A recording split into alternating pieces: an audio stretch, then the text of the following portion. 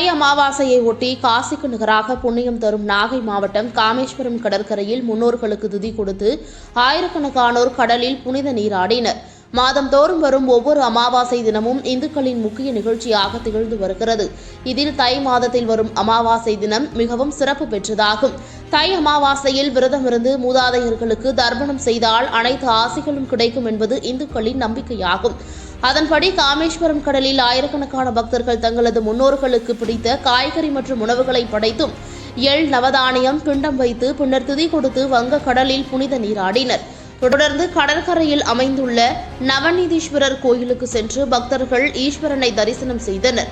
ஒவ்வொரு ஆண்டும் அமாவாசை தினத்தில் காமேஸ்வரம் கடலில் புனித நீராட அதிகளவு பக்தர்கள் வருவதால் பாதுகாப்பு கருதி மாவட்ட காவல்துறை, தீயணைப்புத்துறை, கடலோர பாதுகாப்பு குழும போலீசார் மற்றும் காமேஸ்வரம் மீனவ கிராமம் சார்பில் பாதுகாப்பு ஏற்பாடுகள் விரிவாக செய்யப்பட்டிருந்தன.